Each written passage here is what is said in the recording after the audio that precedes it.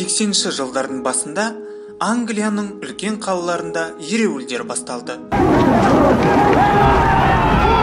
Ереуілдердің себебі жаңа үкіметтің әлеуметтік реформалары.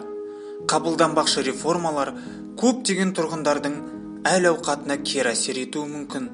Ереуілдер күннен күнге өрши бастады. 1984 жылы Англия азаматтық соғыс жағдайында болды десек те болады. Халықтың ыза болуына себепкер мына әйел. Өзінің қайсарлығы мен мақсатқа жету жолында ештеңеден тайсалмайтындығы үшін темір ханым атанған Маргарет Тэтчер. The tough measures that this government has had to introduce are the very minimum needed for us to win through. I will not change just to court popularity. Сол замандағы Англия экономикасы тесік шелек іспеттес болды. Билікте болған социалистер ұзақ жылдар бойы жалақылар мен әлеуметтік төлемдерді негізсіз көтеріп отырды. Бұл соңында қазынаның қаржы тапшылығына алып келді. Ел бюджетінің негізі ауыр өнеркәсіп саласы болды. Мемлекет тарапынан көрсетілетін көмекке қарамастан, бұл сала шығынды әрі бәсекеге түсе алмайтын болып қала берді. Кәсіподақтар тым жоғары жалақылар сұрап, шектен шығатын талаптар қойды. Мемлекетке үнемі несие алуға тура келді. Экономикалық көрсеткіштер жөнінен Ұлыбритания Еуропаның аутсайдеріне айналды. Жаңа премьер-министр экономиканы жандандырудың жолын көрсетті. Мемлекетте жекешелендіру процесі басталды. Жалақылары азайған мемлекеттік қызметкерлер ереуілге шықты. Жоғары жалақыларға үйреніп қалған шахтерлердің жағдайы аса қиын болды. Жалақы көтеруді сұраған шахтерлер ақшаның орнына полициядан, бастарына дубинкадан, соққыдан алды.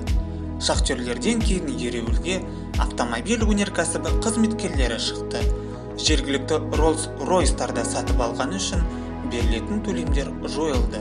Ағылшындар үнемді неміс, жапон машиналарына отыра бастады. There is no such thing as public money. There is only taxpayers' money. By inventing more and more lavish public expenditure programs, you don't grow richer by ordering another checkbook from the bank. Тэтчерге дейін бірде-бір мемлекет басшысы экономиканы көтеру үшін халық арасындағы танымалдылық пен махаббатты құрбан қылып көрген жоқ.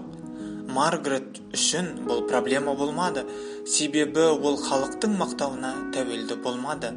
Ал халық қарсылығын жеңуді ол 70-ші жылдары білім министрі болғанда үйренді. Ол оқушылар үшін тегін түскі асты алып тастағанда халық оған Маргарет Тэтчер Milk Snatcher деген ат қойды. Тэтчердің жұлдызды саты 1982 жылы болды. Тэтчер Аргентина басып алған Фолкленд аралын қайтару үшін 100 кемеден тұратын әскери эскадраны жіберді. Басында көпшілік бұл соғысты бос ақша шығыны деп есептеді. Себебі ол кішкентай аралды жоғалту Британияға еш әсер етпейтін еді.